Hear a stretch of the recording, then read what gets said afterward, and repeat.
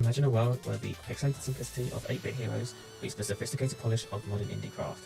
In that space stands Yacht Club Games, not just making games, but shaping an identity. Today, we dive into how the studio operates, how they design, how they market, and what that tells us about the creative game sector at large. In the early 2010s, the independent game sector burst into vivid life. Lower barriers to distribution, growing digital storefronts, and enthusiastic backers converged to empower small teams with big ideas. By 2025, the indie game market was estimated to be worth $4.8 billion and is projected to grow to nearly $9.5 billion by 2030. This sector-wide momentum provides the context in which we situate Yacht Club Games, a studio that both benefits from and contributes to the indie ecosystem. Yacht Club Games launched in 2011, founded by former staff of Way Forward Technologies, including Sean Velasco and others, with the goal of creating original games that fuse modern and retro sensibilities.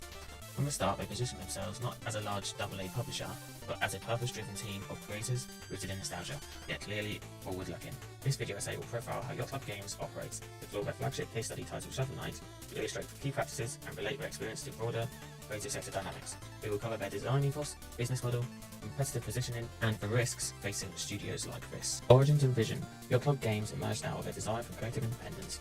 Former Wafer team members wanted to craft games unencumbered by strict licensing constraints. As the studio's introductory statement recounts, we are a bunch of gaming geniuses who have dedicated our lives to video games ever since we saw our first pixels. That language signals both passion and positioning. Their stated goal to make original games that fuse modern and retro philosophies. This fusion became their hallmark retro-inspired gameplay, married to contemporary production narrative and market awareness. Team and structure. Yacht Club refers to itself as a small company. As one interview put it, we're a really small company, about half a dozen people, so we all have to wear a lot of hats. In practice, the team has expanded yet retains the ethos of cross-functionality, tight coordination and personal ownership. Such small team models are common in the indie tier and confer both flexibility and constraints. The studio also plays dual roles of developer and publisher. They not only create their own games, but also publish titles from other developers, partnering in a way they describe as like how we would market our own games. This hybrid model allows them to leverage their brand and infrastructure while diversifying risk. Creative philosophy at the core of Yacht Club's identity is nostalgia as both aesthetic and market strategy.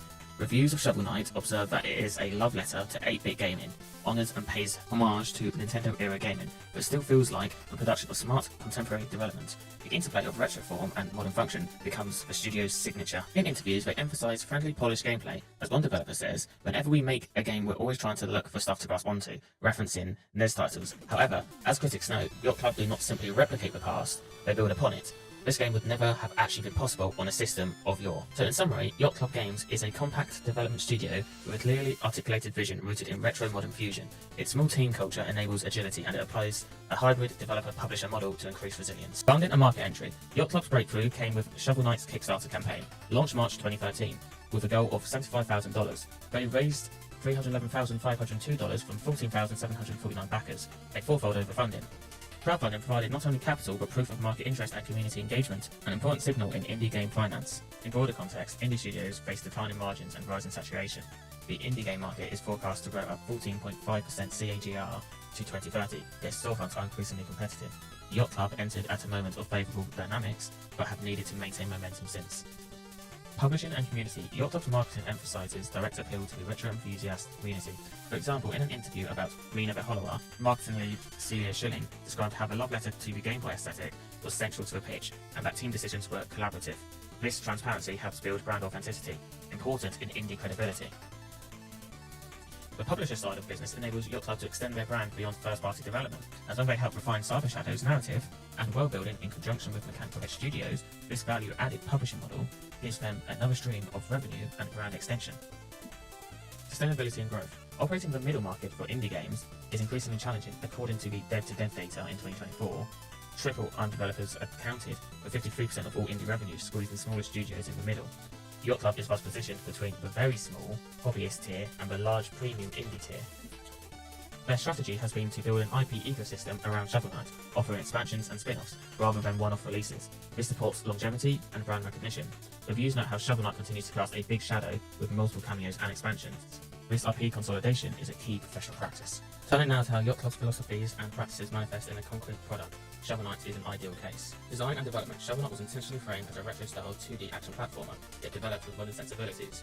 They strove for an experience that would both recall and build upon 2D action platforming, which would engage older gamers without pandering to them and wouldn't alienate modern audiences. The team harness nostalgia while encoding modern UI, design clarity, accessibility, and contemporary quality. The design process involves a small team operating in multi-hatted roles. We're a really small company, so we all have to wear a lot of hats. This implies agile workflows, flat hierarchies, and high shared ownership. Their origin and way forward meant they brought legacy expertise into their own IP. Community and marketing. The Kickstarter campaign served not just as funding, but as a community anchor, building early backer trust, word of mouth, and visibility long before release. Post-launch, the game's brand extended into expansions, cameos in other games, and merchandise, enhancing its footprint and the studio's brand equity. Critically, the game's success is not just rooted in design or nostalgia, but strategic community and IP cultivation. One Reddit user commented, "Not because they released great games, but because they gave you free DLC, when they could have easily charged for the content. Such goodwill builds brand loyalty, and professional practice often underemphasized in monoproduct indie models. Commercial impact and risk management. While exact sales figures for Shovel Knight are not publicly confirmed online, the game's continuing relevance implies strong commercial viability. Observers note that they were so close to the 3 million units mark in recent years. The key here is that Yacht Club transformed a single retro indie game into a platform of enduring value. From a risk perspective, having an IP with sustained engagement mitigates the one-hit wonder trap. Common among small studios. In the crowded indie market, where many titles fail to break even, this is vital.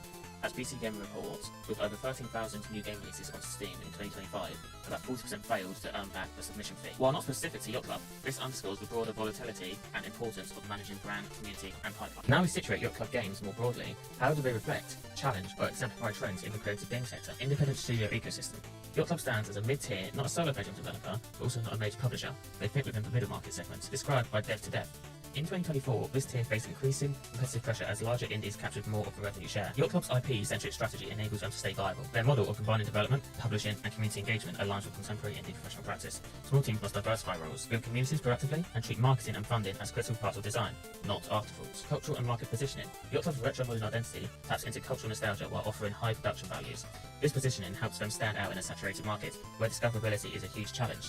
According to industry data, mobile indie revenue leads to market share, but premium games still generate meaningful cash flows. By cultivating a strong brand identity, Yacht Club avoids being a generic indie among thousands. They become a recognizable name. This aligns with creative sector insight.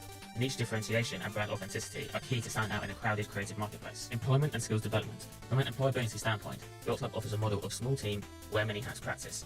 This means team members develop multidisciplinary skills valuable in the creative industries, which increasingly value hybrid roles. For students and emerging developers working in or with such studios can develop adaptability, entrepreneurial mindset, innovation, sustainability, and risk.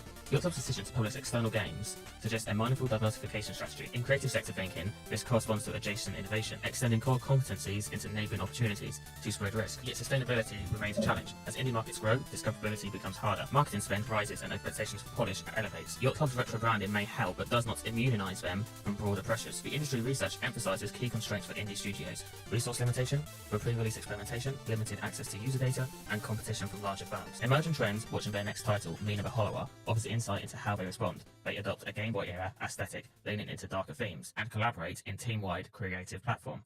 This shows an adaptive evolution of brand rather than static nostalgia. On the sector side, the continued growth of digital distribution and global markets means there's increasing scope for indie studios, yet only if they can overcome discoverability and marketing cost inflation. Yacht Club is well positioned to leverage this. They already have a brand, audience, and publishing infrastructure. Their challenge will be to retain the agility and identity that gave them early success, while scaling sustainability and adapting to evolving monetization models. In summary, Yacht Club Games offers a compelling case study in how a small independent studio can operate at a high level across design, business, practice, and branding. Their fusion of retro aesthetic and modern execution secured commercial success with Shovel Knight, and their publishing extension suggests strategic maturity. From a creative sector perspective, they exemplify the blend of artistic identity and professional practice necessary in the 2020s indie space. They illustrate how studios must not only create compelling games, but build communities, manage business models, and navigate dynamic markets. From aspiring game professionals, Yacht Club's journey teaches several lessons. Define a distinctive voice, treat marketing and community as core, diversify wisely, and stay adaptive. In an industry where the number of new games released per year runs into the tens of thousands, standing out requires more than creative flair. It demands strategic clarity and sustainable practice. As we look ahead, studios like Yacht Club will face increasing competition, rising costs, shifting platforms, and monetization models. But with a strong IP, loyal community, and clear identity, they are in a strong position to continue shaping the indie game landscape. Their story reminds us in creative industries, vision plus discipline equals resilience.